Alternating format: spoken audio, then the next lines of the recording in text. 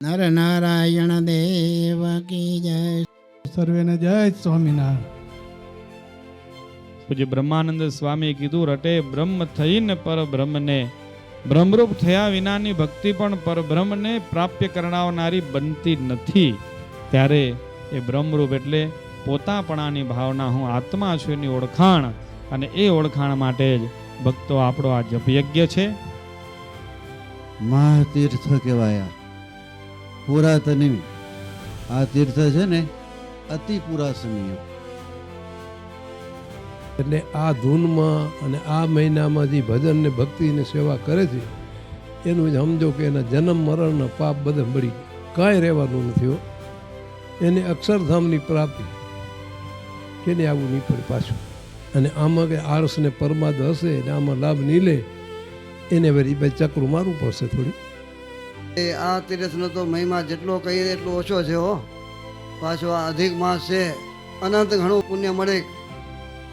આ જપયજ્ઞનો વિશેષ લાભ થતો હોય એની પાછળનું જો કોઈ મોટામાં મોટું રહસ્ય હોય તો ભક્તજનો, આપણે તીર્થ ભૂમિમાં બેઠા છીએ, મા ગંગાની ગોદમાં બેઠા છીએ, મહાપુરુષો દ્વારા સેવાયેલી ભૂમિમાં બેઠા છીએ, જેનું નામ જપીએ છીએ, ઈષ્ટદેવ ભગવાન સ્વામિનારાયણના પાદારવિંદથી પુનિત થયેલી ભૂમિમાં બેઠા છીએ.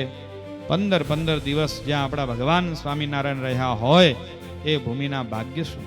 ભજન કરવાનો બહુ પ્રતાપ, અને જેને ભગવાન સ્વામિનારાયણનું નામ દાઢે ચડી ગયું એને બહુ આનંદ આવે, અને દાઢે ચડવું જોઈએ આ ભગવાન સ્વામિનારાયણનું નામ. ત્યાં પણ 7 ગુરુકુળો છે, 8મું કન્યા વિદ્યા મંદિર છે, 9મું સ્મૃતિ મંદિર છે.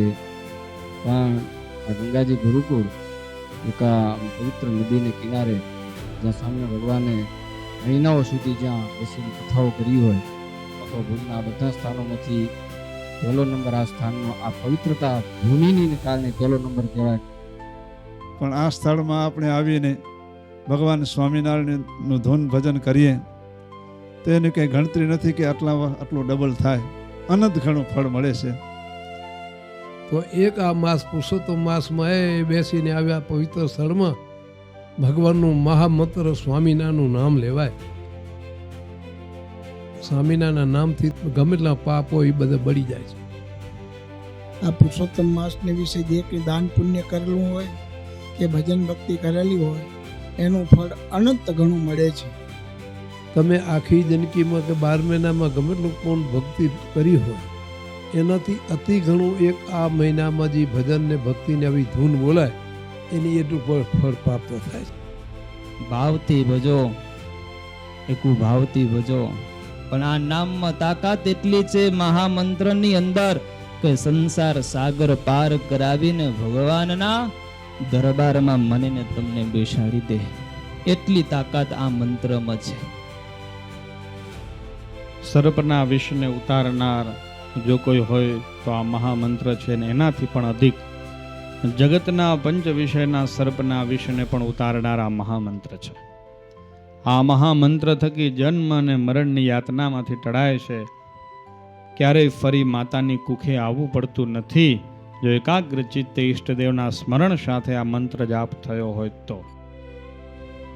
અને આ સ્વામિનારાયણનું નામ છે એનો મહિમા તો અપરંપાર.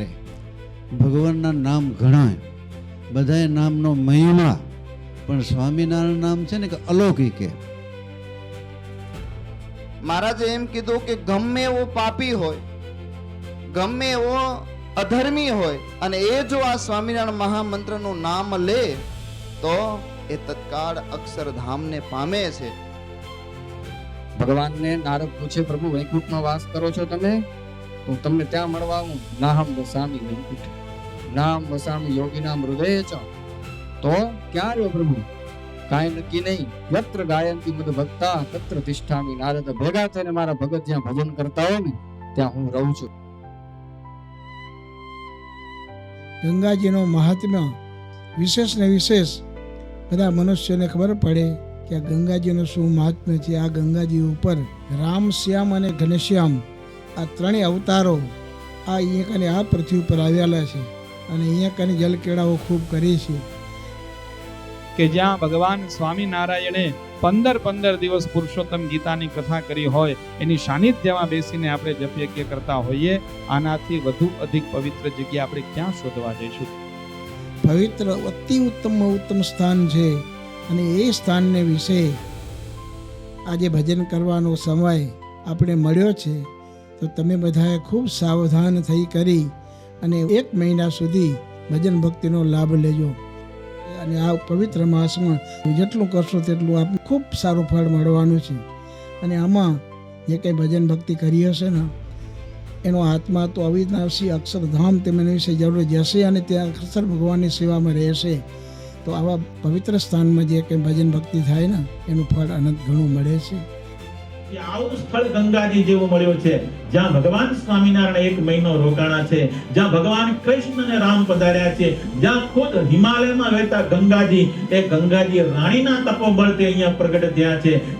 એ જળથી ગંગા જળ સિંહ ઉપર નાખીને સિંહ માણસ થઈ જાય, આટલી શક્તિ ધરાવનારો આ તીર્થ સ્થળ છે કે જે ભગવાન સ્વામિનારાયણ અને બીજા અવતારો પણ આ પૃથ્વી પર આવી કરી આ સ્થાનમાં રહી કરી ખૂબ જે લીલાઓ કરેલી છે, એ પૃથ્વીની રજકણ પણ એટલી બધી પવિત્ર છે કે એ પવિત્રની રજકણ છે આપણા ઉપર પડે ને તો આપણા પણ કલ્યાણ થઈ જાય, એમાં કોઈ શંકાનું સ્થાન નથી. આ મહામંત્રનો 1 માસ પર્યંત અખંડ અહીં ધૂણો ધખાવી અને આ જપ યજ્ઞનો આરંભ કર્યો છે.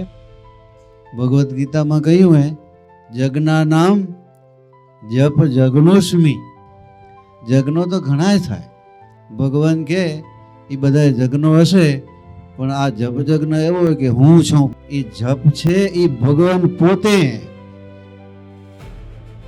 ભગવાનના નામનો મહિમા જેના હૃદયમાં જાય છે એ જ તન ભાન ભૂલી શકે, અને ખરેખર જે તન ભાન ભૂલી શકે એ જ ભગવાનને પામી શકે.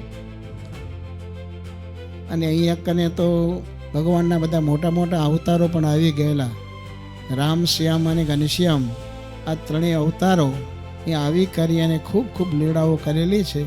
એવું અતિશય આ પવિત્ર સ્થાન, એ સ્થાનને વિશે આપણે સર્વેને બેસવાનો અને ભજન કરવાનો સમય મળ્યો છે, એ આપણે કેટલા મોટો ભાગ્ય ગણાય. ભૂમિમાં આપણે જપયજ્ઞ કરીને અનંત ફળના ભોગતા બન્યા. હરિભક્તો જે સેવા કરે છે એને અદ્ભુત સેવા લેખે લાગે છે. અને આ સ્વામિનારાયણનું નામ છે એનો મહિમા તો અપરંપાર. સ્વામિનારાયણ ભગવાનની આ 15 રહી ને પુરુષોત્તમ ગીતાની કથા સાંભળે કે ગણતરી નથી કે આટલું ડબલ થાય, અનંત ઘણું ફળ મળે છે. ભુજના બધા સ્થાનોમાંથી પહેલો નંબર આ સ્થાનનો આ પવિત્રતા હોવાને કારણે પહેલો નંબર કહેવાય. ઓળખાણ, અને એ ઓળખાણ માટે ભક્તો આપણો આ જપયજ્ઞ છે.